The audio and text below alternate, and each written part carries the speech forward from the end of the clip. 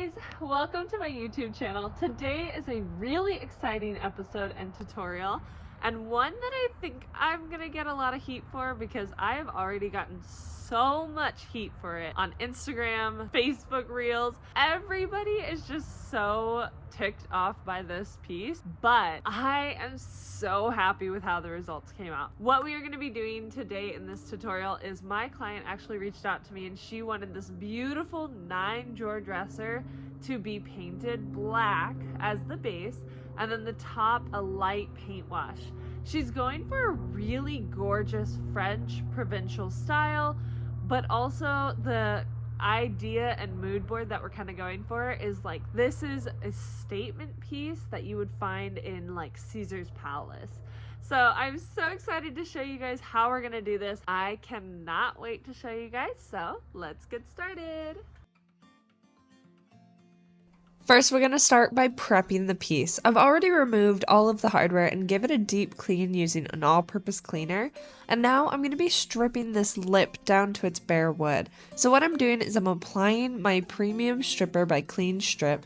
I'm letting that sit for about 15-20 minutes and then I'm going in with the afterwash and scrubbing it off. I just used a random brush that I could find.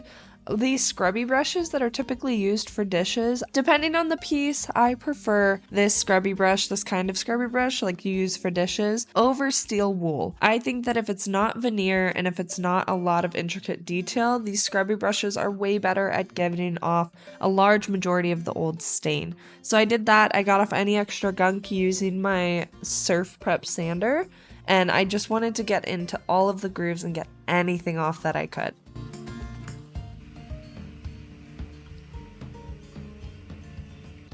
Next up, I'm going to be sealing off my bare wood. This is actually a technique and the steps that I've taken are new this time than I had done before.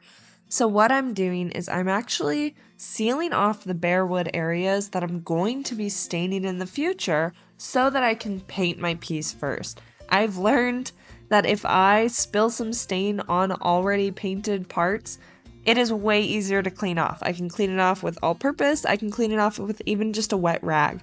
However, if I get paint on an already stained piece, that is frustrating. There's so much work lost because now I have to sand it down, restain it, and just a bunch of wasted time.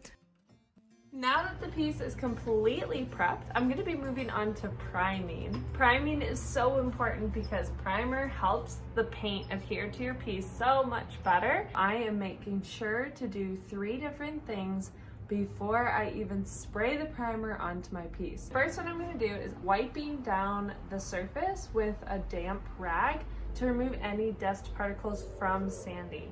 So now that it's all smooth and dust free, I'm going to be straining my primer using these paper strainers that I got from Lowe's for 96 cents for a pack of 4. I'm going to place my strainer onto the jar of my paint gun and I'm going to run the primer through that. This will remove any debris, dust, or even clumps so that that's not being sprayed onto my piece. And then third, I'm watering down my primer. So what this means is I'm going to be adding about 20% of water to my primer because my primer is way too thick to go through my sprayer as is. So keep that in mind. I am so excited to get primer on this piece. This next tip I use for getting the finer details or the tops of drawers. I just use a foam brush and it helps me get a smooth finish and it doesn't overspray into my drawers. So this is a huge one that helps me stay efficient and still get a great finish.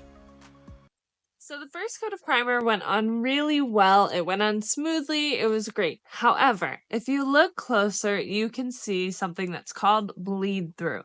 Bleed through is when the original natural tones of the wood are actually showing through the primer or light colored paint that you have. Because I'm painting it black, I'm not super concerned about the bleed through because the black will cover anything that shows through. However, I do want to address this because it just, in my opinion, does produce a higher quality product. So what I'm going to be doing is I'm going to be lightly sanding that primer and I'm going to be applying a second coat of primer. Another way that you can avoid bleed through is by getting shellac primer. I personally don't have that yet, so I will be applying a second coat of primer to really seal in those original tones. I figure that since you guys have watched me lightly sand and apply primer so many times, what I'm going to do instead while I'm doing this process is I'm going to read some of the funniest and nastiest comments that I've gotten on this dresser makeover. And before I do this, I do want to clarify, I got so much love for this dresser as well. I have a lot of really genuine and very supportive followers and friends through this furniture community, and they shared so much love for this piece. This is just fun for me to look at the hate comments because, again, they will never see this piece in their life and they despise it so much. So here we go. So one that I got was stop ruining all the old pretty stuff. Like, okay, whatever. I got probably over 100 comments just saying ruined, whether if it was ruined period, ruined exclamation mark. There was just a wide variety of just, I ruined it. I got a lot of strong, I hate it, it looks horrible, I hate it, I hate it, I hate it. And my all-time favorite was, please never touch another piece of furniture in your life. Again, I don't say this to praise the haters. I genuinely just want to say this to highlight that people will be out there that don't like your pieces. But what matters is that your client is happy with the result and you do a quality job. So even though people didn't like this piece, I personally thought it was stunning afterwards, and my client fell in love. And the way that she was giddy when I delivered it to her, oh my gosh, like I could have 1,000 more haters and not forget that moment of her pure joy.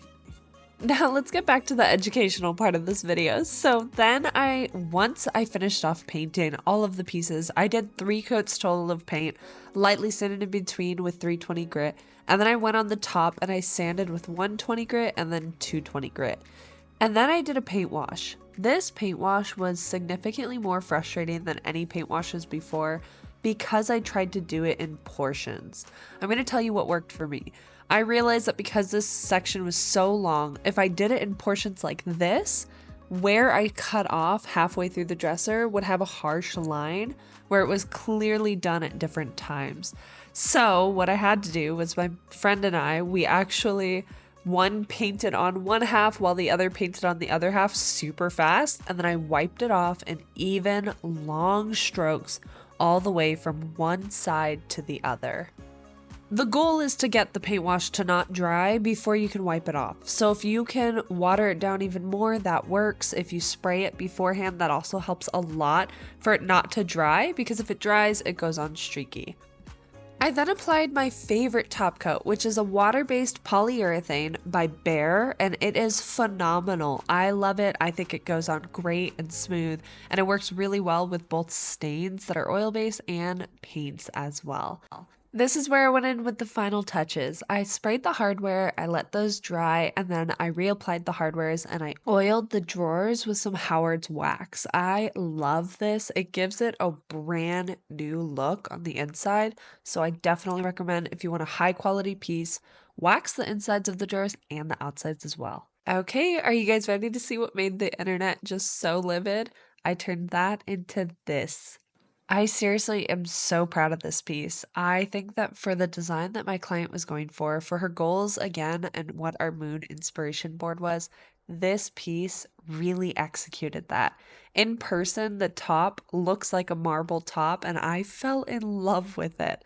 The details, I think, are still very noticeable, and they still stand out really well with the black paint, and the gold accents were just beautiful with it.